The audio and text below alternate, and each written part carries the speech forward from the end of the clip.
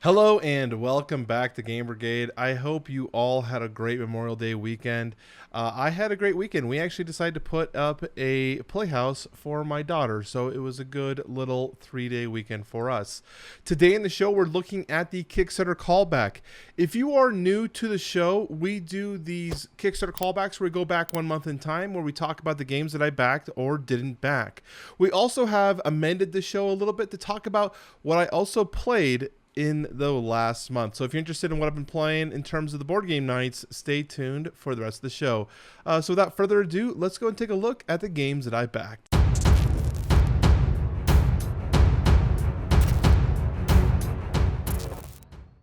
Okay, I know I mentioned that we were going to be talking about the games I backed, but first we're going to talk about the games that I played. That's normally what we start off with first, so I was getting a little bit ahead of myself. So the first game that we had for board game night, we actually had some viewers join us for this board game session, so it was awesome, and we played their copy of Blood Rage. I mentioned in last callback that I hadn't really been playing any of this Eric Lang trilogy of games. You know, I'm going all in on Ankh, but I hadn't played Rising Sun or Blood Rage. We played Rising Sun last session in terms of the callback series, so this was an opportunity for me to play Blood Rage. And I will tell you, I very much enjoyed my time with Blood Rage over Rising Sun, if you were to compare the two. Very much thought the drafting mechanic was very good, and the way that each player was using different types of strategies to go for the win. There was definitely some powerful combos, and I think by knowing the game and knowing what cards were more powerful, definitely increases your chance to win. But I definitely thought, even though this was my first time playing that game, that there was a really good opportunity for me to win this game. Unfortunately, it didn't end up happening. But I very much enjoyed Blood Rage. Wouldn't mind picking it up. And this was an interesting question. They asked me, what did I want to play with? You know, because we were playing someone else's copy. They had everything. And I said, well, I want you to set up whatever you think is the best experience. So we played with an expansion, but we did not play with the Gods expansion that comes like all gold. I'm not sure if theirs are painted gold or if they come gold. But that's what we played and very much enjoyed it. Had a great time with that gameplay. The same night, we decided to then break out Eclipse. I felt a little bad because they were driving back home. It was going to be a very long drive for them, but we're like, hey, let's keep this party rolling. So we played Eclipse again. Talked about Eclipse last time. Still think Eclipse is great. Definitely one of those games that has, if you attack someone who is not a combative person, there's definitely going to be sore feelings. And I felt like this kind of happened in that gameplay. But, it's part of a 4X experience. So I always enjoy Eclipse. I don't know if I necessarily will say it's better than TI4 at this point, but I think it's a good substitute for TI4 in terms of the length of gameplay. I'm very curious of what it's like playing this second edition to see how things have been cleaned up and refined. We then moved on to Outer Rim. This has been a pretty good play for us in the household. We play this game all the time. And enjoyed it again. Who did I play? I played Han Solo. I usually play a bounty hunter. I went with Han Solo this time, and I felt like I was definitely behind everyone else. I felt like everyone else was doing some really cool, powerful stuff, and I was just like doing nothing, and I did not end up winning that game. I think I got like 5 points before the game was over, so congratulations to them. We then played Farts and Fairies. This is a game that we just put on the review board for the channel, so if you want to check that out, you're more than welcome to. We also have a playthrough for this game. It was an okay game. I definitely wouldn't put this in my collection for a game that I'd ever want to own again or play, but I mean, I'd play it if it was up and we're having a good time for drinking. But again, a game that I could leave it or have it. It was okay. And then Destinies. So this is the brand new game. Just got this, and we actually did an unboxing of Destinies in my massive unboxing stream. If you haven't seen my streams, check them out. We stream on the channel now. We do chit chats, we do unboxings. We're gonna have gameplays. I'm gonna be playing Destinies right now. We're trying to figure out how to get the app on my phone to show you what's happening, because it's an app, obviously an app-based game. I shouldn't say obviously, because there's people who probably don't know that. This is an app-based game. And so I want to be able to show you on the app what I'm doing for my decision-making process. In terms of early, I don't know, do I want to spoil anything in terms of early review? I don't like necessarily spoiling things. I kind of like being coy at times. But I did enjoy my gameplay. Not going to give you guys any kind of rating numbers. I'm going to be very coy about it. But after we played our 2 games of Destinies, the player that I was with hadn't played a Lucky Duck games before. And I was talking about Chronicles of Crime, talking about the different types of games and how this app-based system is kind of what Lucky Duck is moving into. And so I showed him a session of Chronicles of Crime.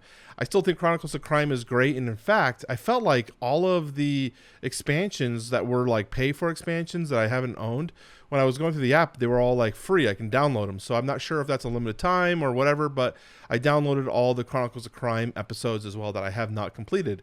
So that's great, because that's going to add more replayability, because I was pretty much done with this game, like to the point where I could sell it. So that was great, Chronicles of Crime, because I think Chronicles of Crime is a great game. So that wraps up my play sessions that we have. We're going on vacation. We're planning on playing a bunch more games this coming week when we're on vacation. So you'll find out what we're doing in the next callback. So without that, let's go and take a look at the games that I backed. So the first game that we want to talk about, I did a video coverage on this, was Chai Tea for Two. And this one is one I did back. I thought the game, there were probably aspects of this game that are a little higher, like by backing it, but I really want to support Steeped Games. I think they're doing a good job here. I think the game looks very good, and while my wife doesn't play board games with me as much as she used to, I still hold out hope that we're going to play games together more. And when I find games that really go down her alley, that I'd also enjoy, I'm like, I got to get on it. I got to get that game. And so this is one of those reasons where I'm like, you know what? My wife is into tea, not necessarily chai, but this isn't all about chai. So, but my wife's into stuff, and I really want to get more games that might be in her alley that are lighter enjoyment games. So we are going in on this one. So that's Chai Tea for Two. The next game that we backed here was Hoplomachus Victorum, and I mentioned that I was going to be going in on this one on the channel. I think I was like telling you guys in the video that I did the Should You Back episode. I said I was like 90 or maybe 70% sure. I knew I wasn't quite there, but I backed it. I'm pretty sure that this game looks exactly like what I want, and because of my stream now, I'm looking for more solo content where I don't have to rely on having co-hosts with me to play board games. So I want to be able to have games that are still fun at solo, and this was a perfect example. And they did the I backed at, I wish they'd show it here. I backed at the higher level, the hero level, which I felt like the hero level really showed a ton of value near the end of the pledge. And what I like about Chip Theory Games is that they're very much a company that really, I feel like they don't make fake stretch goals like I see a lot of other companies do. I think they're truly trying to add more value to the game with more funding and seeing where they can come up with some interesting ideas that are still within the line of the game. Personally, that's my personal opinion. You can have a different opinion if you like. So this one, though, I felt like we were getting close to that $1 million mark. They were really pushing out a lot of content. So I was very happy, and I felt like the hero pledge was a good value for me personally. The last thing that we talked about was The Witcher Old World. Still with 10 days left to go. Still gaining new backers. Almost at that 4 million mark. They're so close. And I have decided to back this one. And I'm currently pledged at the higher level, the one that includes the minis. But I could see a very big argument to not, because of the nearly double cost.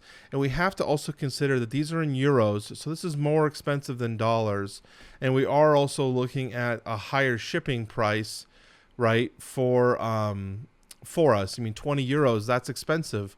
So you're looking at nearly a $175 game roughly, right? So I want to know I'm going to get as much money out of this as I possibly can, or not much money, as much play as out of this.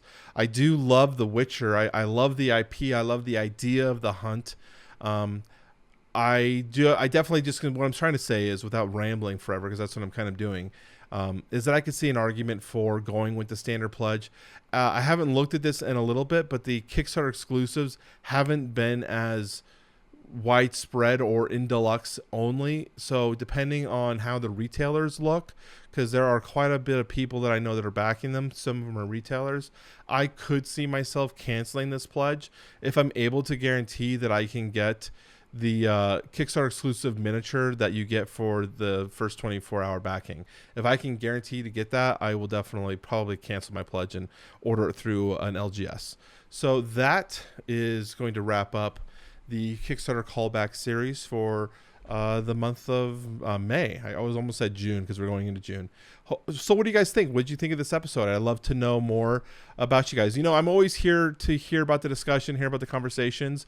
If you are looking to join a community, if you're looking for some like-minded gamers, check out our Discord. It's completely free to join, and we have a pretty small and healthy community of people there talking about board games, talking about strategies, talking about campaigns. If you have any questions or if you want to shoot some ideas off people, please check out the Discord. I also have my Patreon down below that really helps support the channel, keeps us going full-time here. Well, not really full-time. I try my best to be full-time, but I'm not really full-time.